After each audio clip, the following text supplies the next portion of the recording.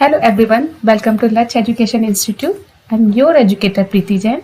और जैसे कि हमने आपको पहले ही बोला था, हम सीरीज चला रहे हैं जिसमें आज हम बायोलॉजी का पार्ट लेकर आए हैं। अगर हम बायोलॉजी की बात करें तो कोई भी आप एग्जामिनेशन देख लें, चाहे यूपीएससी हो, चाहे एसएससी हो, और आपका यूपीपीएससी हो, टेट हो, सुपर टेट हो, तो सबसे ज़्यादा रेशो इसका रहता है।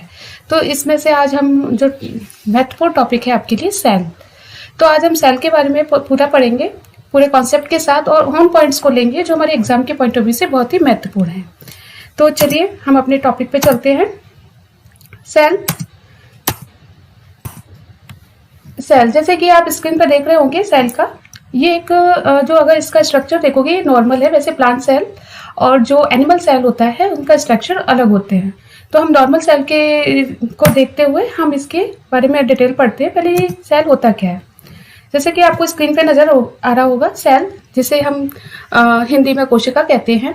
और अगर इसके वैज्ञानिक के नाम की बात करें तो इस वैज्ञानिक के नाम में अगर इसको हम बोले, इसको साइटो बोलते हैं। और जब इसका हम विज्ञान में जो इसका जो अध्ययन किया जाता है तो उसको हम बोलते हैं साइटोलॉजी। अगर हम बात करें कि सर्वप्रथम कोशिका की खोज किसने की थी, तो कोशिका की खोज अगर देखा जाए तो 1665 में रॉबर्ट हुक ने की थी। इन्होंने मृत कोशिका की खोज की थी। इसके बाद अगर जीवित कोशिका की खोज की बात करें तो 1674 में एंटोनी ल्यूवेनहॉक ने की थी, जिन्हें अगर देखा जाए फादर ऑफ बैक्टीरियोलॉजी कहा जाता है। फादर ऑफ बैक्टीरियोलॉजी अगर इनकी अगर देखा जीवित कोशिका, इन्होंने क्या किया था, जो दांत में जो कैविटी सी हो गई थी, एक जो पीला पीला पदार्थ था, तो उसमें से तो वहीं से उन्होंने माइक्रो ऑर्गेनिज्म से पता लगाया था कि ये जो कोशिका है एक मतलब एक पार्ट होता है। अगर बात करें कोशिका की, रॉबर्ट ब्राउन ने जो ये 1881 में कोशिका के अंदर एक केंद्र की खोज की, क्योंकि इन्होंने बताया कि जो कोशिका के अंदर हमारे न्यूक्लियस भी पाए जाते हैं।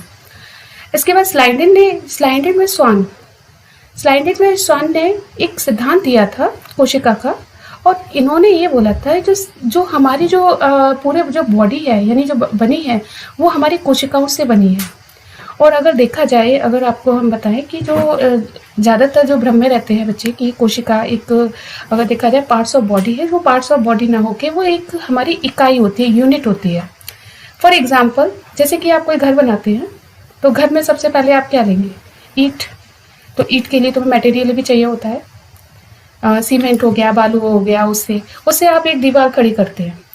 और दीवार जब खड़ी करेंगे उसके बाद आप बनाएंगे एक स्ट्रक्चर बनाएंगे, यानी कमरा बनाएंगे, और उसी को एक अच्छा से स्ट्रक्चर दे देंगे, तो वो आपका बनता है घर। इसी प्रकार अगर हम सेल की बात करें तो सेल भी क्या है, सेल भी हमारी एक कोशिका होती है। जब ये कोशिका क्या होती है, जब इनका एक ग्रुप बन जाता है, एक समूह में बना के टिश्यूज बनाते हैं, और टिश्यूज बना के एक हमारे बॉडी पार्ट्स यानी अंग बनाते हैं, और अंग से ही एक स्ट्रक्चर तैयार हो जाता है जिसे हम बोलते हैं शरीर या बॉडी। तो ये हमारे एक पार्ट ना होके एक यूनिट होती है जो हमारे क्या है, हमारी पूरी बॉडी को क्या है, तैयार करती है। इसके बाद पहले हम सामान्य जानकारी जानेंगे कि कोशिका के बारे में, फिर इसके हम स्ट्रक्चर के बारे में जानेंगे। तो सबसे पहले अगर बात की जाए कि दुनिया की सबसे बड़ी कोशिका, दुनिया की जो सबसे बड़ी कोशिका जो होती है वो शुतुरमुर्ग के अंडे की होती है। इसके बाद ये ऐसा वर्ड होता है जो उड़ नहीं पाता है, काफी बड़ा होता है। अगर देखा जाए वर्ड की कैटेगरी में देखेंगे तो दुनिया की सबसे छोटी कोशिका माइक्रोप्लाज्मा, जो माइक्रो ऑर्गेनिज्म होता है, सूक्ष्म जीवी जिसे हम बोलते हैं, उसकी होती है। इसके बाद अगर बात की जाए मानव की सबसे बड़ी कोशिका होती है तो अंडाणु, यानी कि फीमेल के ओवरी की सबसे बड़ी कोशिका होती है। अगर मानव की जो सबसे छोटी कोशिका के बारे में बात करेंगे तो शुक्राणु, जो मेल होते हैं तो मेल के स्पर्म में पाए जाते हैं। इसके बाद विभाजन रहित कोशिका, तो विभाजन रहित कोशिका जो होती है वो होते हैं न्यूरॉन। अब जो न्यूरॉन क्या होता है, न्यूरॉन जो हमारी जो बॉडी जो ब्रेन है, जो ब्रेन हमारा बना है वो न्यूरॉन से बना है वो कोशिकाएं होती है, मगर जो न्यूरॉन्स होते हैं तो उसका विभाजन नहीं होता है। जिस फॉर एग्जांपल जैसे कि होता है, कोशिका का ये कार्य होता है कि एक कोई कोशिका अगर मर जाती है तो वो एक कोशिका का विभाजन करके दो नई बना देती है, मगर न्यूरॉन हमारी जो सेल होते हैं, न्यूरॉन का अगर विभाजन रहित होती है, उसका कभी विभाजन नहीं होता है। यही कारण होता है कि आप लोगों को सजेस्ट किया जाता है कि आप है ना हेलमेट पहनिए। अगर हेलमेट नहीं पहनोगे तो जैसे भी अगर कोई एक्सीडेंट होता है तो तो वो ब्रेन में अगर चोट आती है तो तुरंत डेथ हो जाती है। वो इसी वजह से हो जाती है क्योंकि कोशिका का विभाजन नहीं होता है, और जब विभाजन नहीं होता है तो वो डेथ, कोशिका जो मृत हो जाती है, तो वही क्या है, व्यक्ति की मौत हो जाती है। इसके बाद बात करें सबसे तेज विभाजन। अगर हम बात करेंगे सबसे तेज विभाजन जो होता है वो लिवर में होता है। आपने देखा भी होगा जैसे कि लिवर वगैरह खराब हो जाता है तो वहाँ कोशिका का जल्दी विभाजन हो जाता है, यानी टूट फूट क्षतिपूर्ति ये लिवर अपने आप कर लेता है। उम्मीद है आपको यहाँ तक समझ में आया होगा। आगे हम अपने टॉपिक पे चलते हैं। नेक्स्ट टॉपिक है आपका parts of cell. Parts of cell में हम पढ़ेंगे, यानी कि जो हमारा दे रखा है पार्ट्स ऑफ सेल में, जैसे कोशिका की संरचना में दे रखा है आपका। सबसे पहले इसमें देखेंगे, आप ये देख रहे होंगे, ये जो मैंने ये जो डायग्राम ले रखा है ये नॉर्मल सेल का ले रखा है। वैसे अगर एनिमल प्लांट्स की और अगर हम प्लांट सेल की अगर बात करें, एनिमल जो सेल होते हैं और हमारे जो इसके बाद जो प्लांट सेल होते हैं उनका स्ट्रक्चर अलग होता है। तो यहाँ पर जो हम आपको लेकर आए हैं ये आपका नॉर्मल स्ट्रक्चर है, ठीक है। तो इसके हम इसको देखते हुए फिर हम आपको बताते हैं कोशिका की संरचना कैसे हुई और किस प्रकार है, और इसके एक एक पार्ट्स को हम जानेंगे। और इसमें हम ये भी देखेंगे कि हमारे एग्जाम के पॉइंट ऑफ व्यू से कौन सा ये टॉपिक इसमें जो पूछ लिया जाता है, जिसमें अगर हम बात करें कोशिका झिल्ली, कोशिका झिल्ली जिसको हम बोलते हैं सेल मेम्ब्रेन। जैसे कि आप ये देख रहे होंगे स्क्रीन पर, ये जो आपका ये पूरा एक राउंड ये बाउंड्री सी ये है ना, ये पूरे आपके कोशिका सेल होता है जिसको हम बोलते हैं। ये जो कोशिका सेल होता है ये सभी हम, यानी कि जितने भी जो हमारे सेल के जो पार्ट्स होते हैं वो सेल मेम्ब्रेन में रहते हैं। ये सेल मेम्ब्रेन में आप ये देख रहे होंगे, ये जितने भी पार्ट्स हमारे किस में रहेंगे, इस झिल्ली में रहते हैं। इसके बाद ये कोशिका के अंदर जाने वाले पदार्थों को, यानी कि जो भी हमारे जो पदार्थ होते हैं उनको ये कंट्रोल करता है, ठीक है। अगर देखा जाए ये जो सेल मेम्ब्रेन होती है ये हमारे प्लांट्स में और एनिमल्स दोनों में ही पाई जाती है, और ये जो सेल मेम्ब्रेन जो बनी हुई होती है वो प्रोटीन की बनी हुई होती है। नेक्स्ट अगर हम बात करें कोशिका भित्ति, कोशिका भित्ति बोले तो इसको सेल वॉल कहते हैं। ये अगर देखा जाए ये प्लांट सेल में ही पाई जाती है। प्लांट सेल में क्या पाई जाती, प्लांट सेल में जो पाई जाती है ये क्या करती है, उसको आकार प्रदान करती है प्लांट्स को, और उसके साथ ही उसको सुरक्षा प्रदान करती है। और जो ये बनी हुई होती है ये सेल्यूलोज की बनी होती है। अगर हम बात करें इसको सेल्यूलोज, ये काफ़ी क्वेश्चन पूछा गया है तो इसको आप ध्यान रखेंगे। तो जो कोशिका भित्ति होती है जो प्लांट्स में होती है, या ये पूछा जाता है कि कोई सेल वॉल किस में पाई जाती है, प्लांट्स में पाई जाती है, और जो किसकी बनी हुई होती है, सेल्यूलोज की बनी हुई होती है। इसके बाद अगर हम जीवाणु की बात करेंगे, जो जीवाणु होते हैं, बैक्टीरियाज होते हैं, उनमें भी सेल वॉल होती है, वो पेप्टिडोग्लाइकॉन की बनी हुई होती है, और जो कवक होते हैं, फंगीज होते हैं, उनकी काइटिन की बनी होती है। नेक्स्ट अगर हम बात करें सूत्रकणिका जिसको हम इंग्लिश में बोलते हैं माइटोकॉन्ड्रिया, तो आप दोनों ही नाम ध्यान रखेंगे। जैसे कि आप जब भी आप एग्जाम दे रहे हैं, और जैसे कि बायोलॉजी ये जैसे जो टर्म्स आ जाते हैं, हिंदी बहुत डिफिकल्ट रहती है, ऐसे ऐसे नाम होते हैं बिल्कुल समझ में नहीं आते हैं।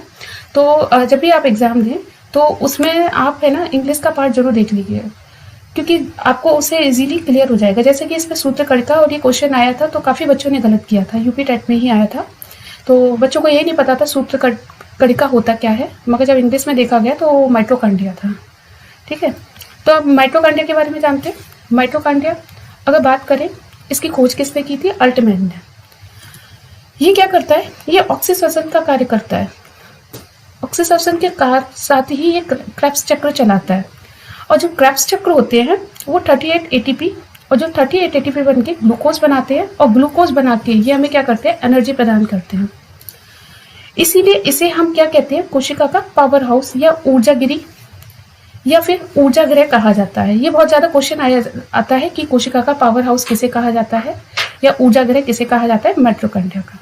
अब माइटोकॉन्ड्रिया का ऊर्जा गृह कैसे कहेंगे, जैसे कि इसका कार्य क्या है, जब हम सांस लेते हैं तो हीमोग्लोबिन क्या करता है, ऑक्सीजन को ले जाके सेल में जाके माइटोकॉन्ड्रिया में ले जाता है और एक चक्र चलाता है।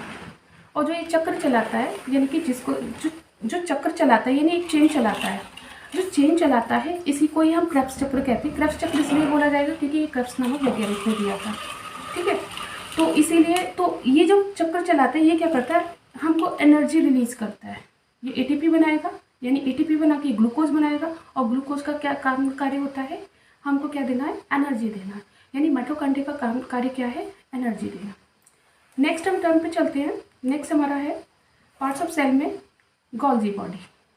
गोल्जी बॉडी या गोल्जी कार, ये कार्य लिखा है, ये थोड़ा रॉन्ग लिखा है, गोल्जी काय आएगा, और गोल्जी उपकरण भी कहा जाता है। अगर इसकी बात करें, इसके खोजकर्ता कौन है, कैमिलो गोल्जी। अच्छा, कैमिलो गोल्जी है, ये क्या करते हैं, जो इसका क्या कार्य है, ये माइटोकॉन्ड्रिया में जो ऊर्जा प्रदान करता है, इस कार्य को ये परिवहन का कार्य करता है, यानी ट्रांसमिट करने का कार्य करता है। यानी कि देखिए, माइटोकॉन्ड्रिया का क्या कार्य है, एनर्जी बनाना, एनर्जी देता है। अब जैसे कि हमें जहाँ ज़्यादा है, जैसे कि मैं बोल रही हूँ, तो मुझे मुझे अपने मुँह में, मतलब बोलने में मुझे एनर्जी ज़्यादा जा रही है, तो जो गोल्जी बॉडी का कार्य होता है, गोल्जी काय का जो कार्य होता है, उसको जहाँ ज़्यादा आवश्यकता है वहाँ को ट्रांसमिट करने का काम करता है। ठीक है। नेक्स्ट अगर हम बात करें रसधानी, रसधानी की अगर हम बात करते हैं, तो रसधानी जिसको हम वैक्यूल्स बोलते हैं, जैसे कि आपको भी पता है कि मानव शरीर में लगभग 60 से 65% पानी होता है, मगर 60 से 65% पानी ये थोड़ा ना होता है कि पूरी बॉडी में 60 से 65 है। जो पानी होता है वो हमारे वैक्यूल्स में होता है। इसमें क्या होता है, जो पानी ये क्या करता है, ये पानी को स्टोर करने का कार्य करता है। क्लियर। नेक्स्ट हम चलते हैं तारक काय। तारक काय के बारे में हम बात करें तो सेंट्रोसोम,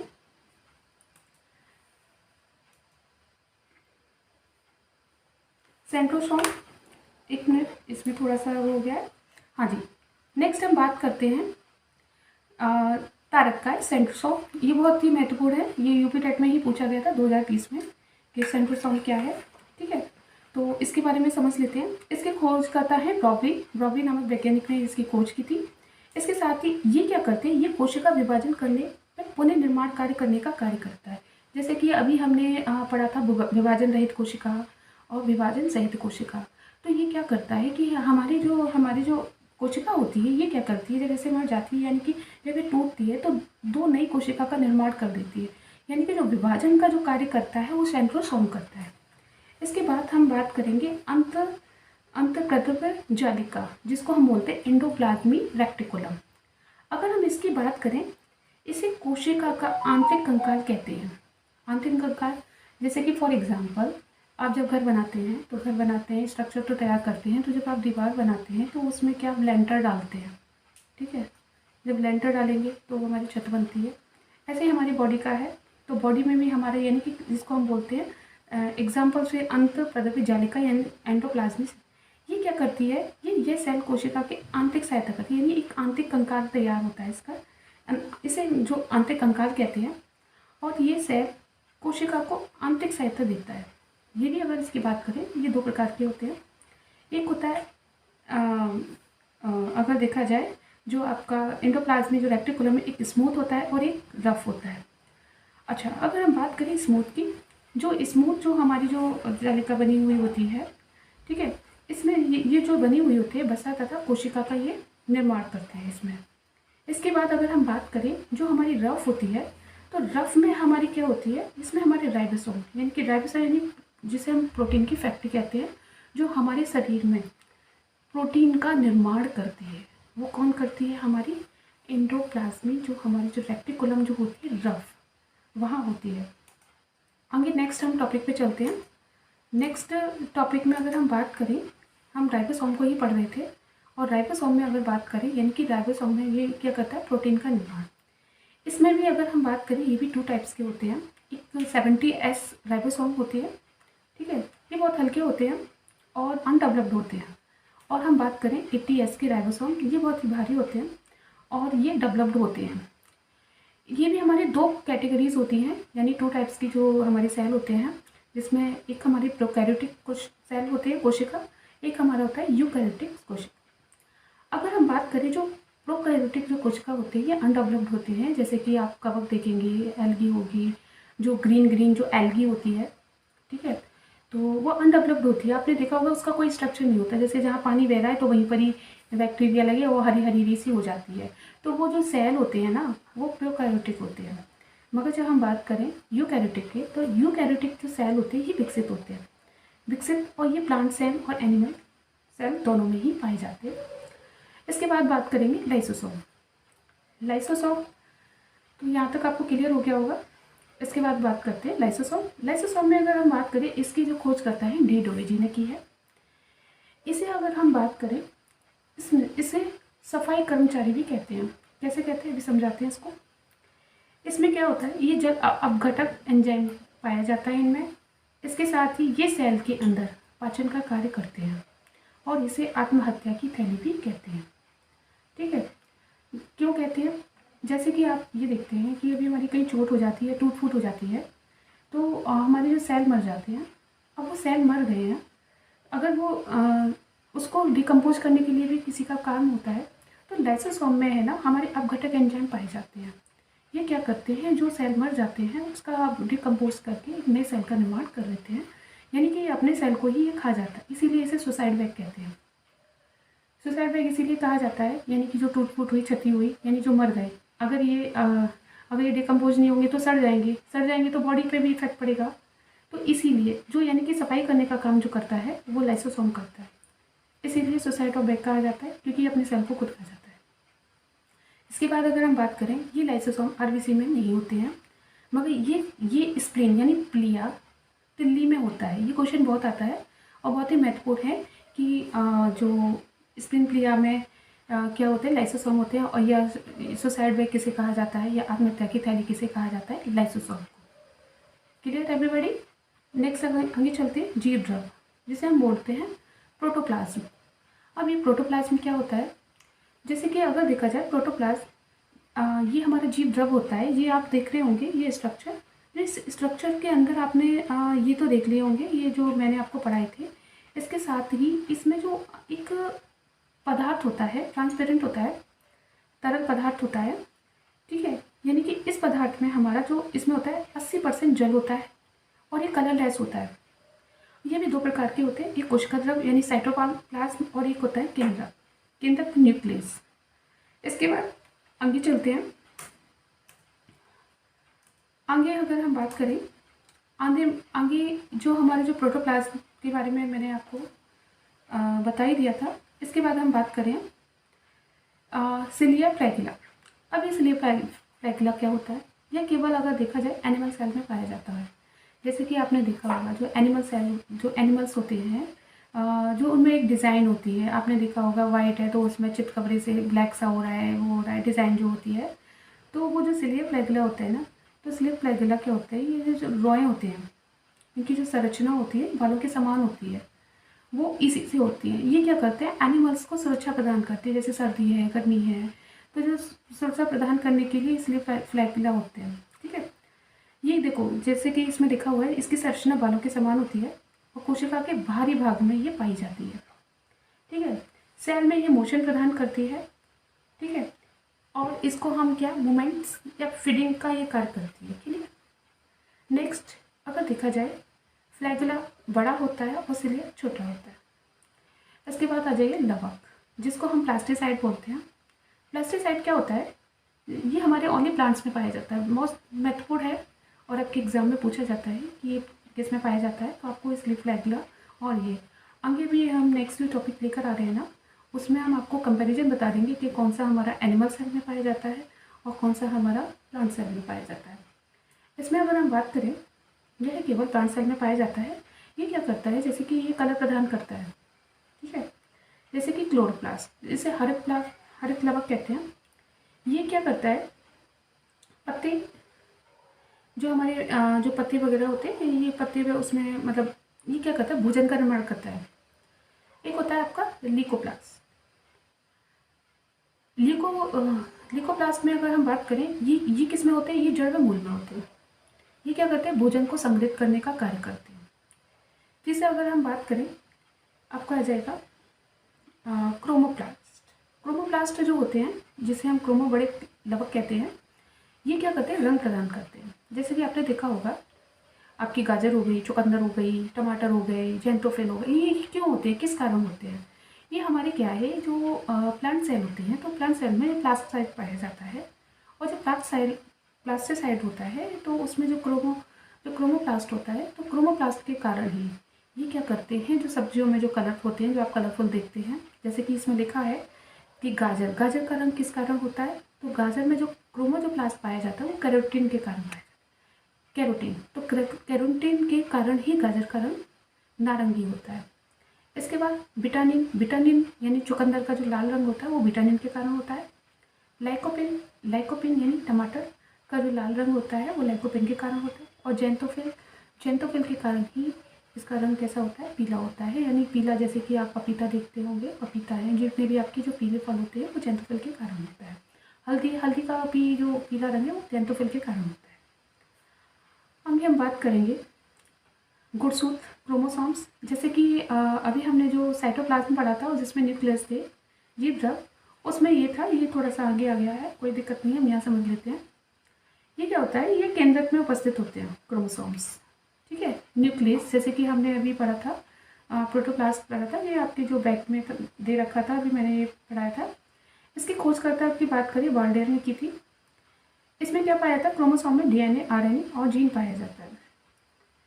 अच्छा, मानव सूत्र, मानव गुणसूत्र में कितने गुणसूत्र पाए जाते हैं? 46 होते हैं, जिसमें हमारे जोड़े होते हैं 44+2 यानी कि X5, ठीक है। जो मेल का जो होता है वो लिंग निर्धारण करता है, क्रोमोसोम्स। इसके बाद फीमेल, फीमेल में अगर बात करें 44+2 यानी XX होते हैं। इसके बाद जीन, जीन क्या होते हैं? जीन पर माता पिता के गुण पाए जाते हैं, अतः जीन ही आनुवांशिक का आधार है। उम्मीद है आपको यहाँ तक टॉपिक समझ में आया होगा। आगे हम चलते हैं। ये नेक्स्ट है टॉपिक टाइप्स ऑफ सेल। जैसे कि हमने आपको पहले जो स्ट्रक्चर पढ़ाया होगा, ये मेरा दूसरा वीडियो है, और दूसरे वीडियो में आज हम पढ़ेंगे टाइप्स ऑफ सेल। अच्छा, चलिए आगे हम चलते हैं टाइप्स ऑफ सेल। और टाइप्स ऑफ सेल में हम जानेंगे कि कितने टाइप्स के हमारे सेल हैं और क्या क्या वर्क। जैसे कि आप देख रहे होंगे, जैसे कि आप देख रहे हैं स्क्रीन पे, ये आपके 2 टाइप्स के सेल हैं, ठीक है। स्क्रीन पे आपको नज़र आ रहे होंगे। तो इसको देखिए, ये जो मैंने स्ट्रक्चर बनाया है, स्ट्रक्चर आपको बहुत अच्छे से समझ में आ रहा होगा। जो मैंने आपको ये नोट्स मैंने खुद तैयार किए हैं, इसमें क्या होगा, आपको कम चीज़ें, मतलब बहुत शॉर्ट में चीज़ें, और इजीली आप बहुत कॉन्सेप्ट को क्लियर कर पाएंगे। अब देखिए, जैसे कि आप ये सर्कल देख रहे हैं, यानी कि जो मैंने आपको इसका स्ट्रक्चर अभी आपको पढ़ाया, इसमें हमने बॉडी जितने भी पार्ट्स थे सेल के वो हमने पढ़े थे। अब हम इसमें हमने क्या किया है, जो हमने ये सर्किल बनाया है, इसमें आप देख रहे होंगे, जो एक तरफ आपके एनिमल सेल का है और दूसरा प्लांट सेल, ठीक है। इसमें हमारे जो पार्ट्स हैं, यानी कॉमन में, यानी कि जो प्लांट और एनिमल दोनों में पाए जाते हैं, आप बीच में देख रहे हैं। इधर आपका जो लेफ्ट साइड है, तो लेफ्ट साइड में एनिमल सेल है, तो उसके पार्ट्स हैं। तो एनिमल सेल में ये तो होता ही है, इसके साथ ये भी, ठीक है। इसके साथ प्लांट सेल में भी ये भी, ये जो पार्ट्स हैं। इसके बाद पहले हम एनिमल सेल समझ लेते हैं। तो एनिमल सेल, इसके बाद हम एनिमल सेल समझ लेते हैं। तो एनिमल सेल में जैसे कि अगर देखा जाए, तो एनिमल सेल जो होते हैं वो बहुत स्मॉल होते हैं। इसके बाद गोल होते हैं, इनका आकार गोल होता है। इनमें वैक्यूल्स पाया जाता है और सिलिया फ्लैगुला होता है। इसके बाद लाइसोसोम पाए जाते हैं, और इसके साथ ही इसमें तारका है, सेंट्रोसोम पाया जाता है। अगर हम बात करें प्लांट सेल, तो प्लांट सेल का जो आकार होता है वो बड़ा होता है, और इनका आकार बड़ा होने के साथ ही चौकोर होता है। इनमें वैक्यूल्स, इनका जो वैक्यूल्स होता है वो बड़ा होता है। इनकी जो सेल वॉल पाई जाती है, जैसे हमने बताया सेलुलोज की बनी हुई होती है, और प्लास्टिसाइड पाया जाता है। प्लास्टिसाइड के साथ ही इसमें क्लोरोप्लास्ट पाया जाता है। अब हम बात करेंगे इन दोनों में, अगर बात की जाए एनिमल और प्लांट सेल में, और जो पार्ट्स यानी उसमें कोशिका झिल्ली यानी सेल मेम्ब्रेन पाई जाती है। इसके साथ माइटोकॉन्ड्रिया, माइटोकॉन्ड्रिया के साथ ही अगर हम बात करें एनिमल और प्लांट सेल में, राइबोसोम्स पाए जाते हैं। राइबोसोम्स के बाद अगर एंडोप्लाज्मिक रेटिकुलम, ER जो दे रखा है। इसके साथ ही एनिमल सेल में हमारे जो पाएंगे गोल्जी बॉडी, और इसके साथ ही इसमें पाया जाता है केंद्रक। यहाँ तक आपको समझ में आ गया होगा। आगे हम चलते हैं types of cell. Types of cell की बात में बात करें, ये 2 प्रकार के होते हैं। जैसे कि हमने अभी राइबोसोम्स पढ़े थे, तो उसमें आपने जो मैंने आपको टाइप बताया था, प्रोकैरियोटिक और यूकैरियोटिक। जो प्रोकैरियोटिक होते हैं वो अनडेवलप्ड होते हैं, और जो यूकैरियोटिक होते हैं वो डेवलप्ड होते हैं। एनिमल और प्लांट्स दोनों में पाए जाते हैं। प्रोकैरियोटिक के बारे में समझ लेते हैं। प्रोकैरियोटिक में अगर बात करें, ये जो होते हैं ये आरंभिक कोशिका होती है और ये अविकसित होते हैं, जैसे कि मैं आपको पहले बता चुकी हूँ। इसके बाद केवल ये मुख्य अंग जैसे कि नील हरित शैवाल, जैसे मैंने आपको बताया था एल्गी वगैरह है उसमें, ये छोटे होते हैं और ये इनका जो श्वसन होता है वो होता है इनको प्रोटोप्लाज्म से होता है, उसे ये सांस लेते हैं। नेक्स्ट आगे बढ़ते हैं। कुछ इंपॉर्टेंट पॉइंट्स में अगर हम बात करें, हम सेल के बारे में ही बात कर रहे हैं। इसको एक मिनट बैक करती हूँ मैं। हाँ जी, इसमें अगर हम बात करें यूकैरियोटिक हमारे क्या होते हैं, बड़े होते हैं और प्लांट्स और एनिमल दोनों में ही पाए जाते हैं। ये विकसित होते हैं और इनका श्वसन मिटोकॉन्ड्रिया से होता है। अब यूकैरियोटिक और प्रोकैरियोटिक। यूकैरियोटिक और जो आपके प्रोकैरियोटिक जो सेल हैं, इसमें अगर हम बात करें, जैसे स्लीप पैलिकुला, डीएनए, जीव द्रव, प्रकाश संश्लेषण भी ये करते हैं, कोशिका झिल्ली भी होती है और कोशिका भित्ति पाई जाती है। इसके साथ ही ये जो बने होते हैं, जो प्रोकैरियोटिक बने होते हैं, वो पेप्टाइड ग्लाइकॉन के बने हुए होते हैं, जबकि जो आपके यूकैरियोटिक जो सेल होते हैं वो सेलुलोज के बने हुए होते हैं। राइबोसोम्स में अगर हम बात करें तो राइबोसोम्स में आपके जो, जैसे कि मैंने आपको भी बताया था, राइबोसोम्स आपके 70S और 80S, वो प्रोकैरियोटिक और यूकैरियोटिक, ये 2 टाइप्स के हैं। इसको हम पहले भी पढ़ चुके हैं। अच्छा, तो ये मेरा टॉपिक आज समाप्त हो रहा है। अगर आपको वीडियो अच्छा लगे तो लाइक सब्सक्राइब कीजिएगा और आप कमेंट करके बताइएगा वीडियो आपको कैसा लगा। उसके साथ ही अगर आप चाहते हैं कि ऐसे ही आपके वीडियो बनाते रहें और आपको कुछ जो ऐसे मैं आपको जो पॉइंट्स आज बताएं करते रहें, तो आप कमेंट सेक्शन पर बताइएगा। धन्यवाद।